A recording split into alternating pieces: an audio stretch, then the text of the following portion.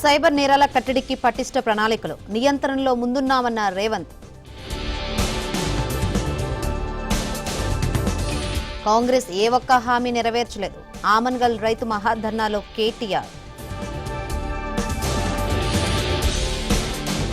సుప్రీంకోర్టులో ఫిరాయింపుల కేసు విచారణ తీర్పు అనుకూలంగా వస్తుందని భావిస్తున్న బీఆర్ఎస్.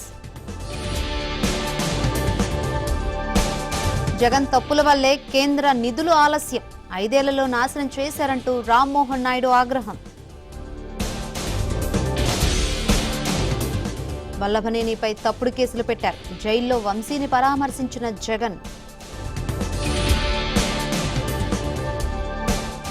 వల్లభనేని కేసులో ఎస్సీ ఎస్టీ కోర్టులో విచారణ, వంశీ న్యాయవాదులు పోలీసులకు నోటీసులు.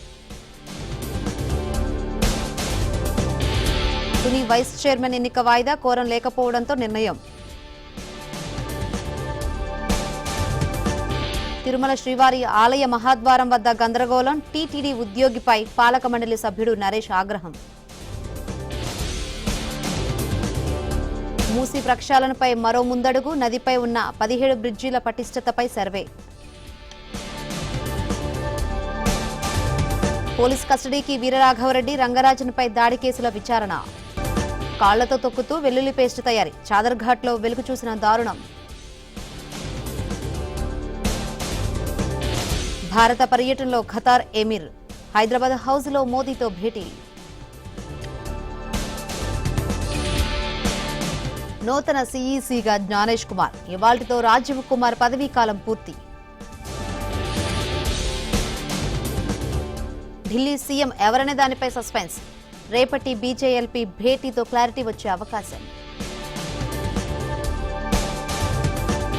పాపులారిటీ ఉంటే ఏదైనా మాట్లాడతారా? యూట్యూబర్ పై సుప్రీంకోర్టు.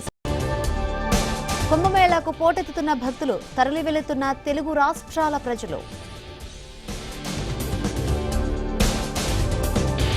త్వరలో ఇండియాకి టెస్లా కార్లు, మోదీ మస్క్ భేటీ తర్వాత నిర్ణయం.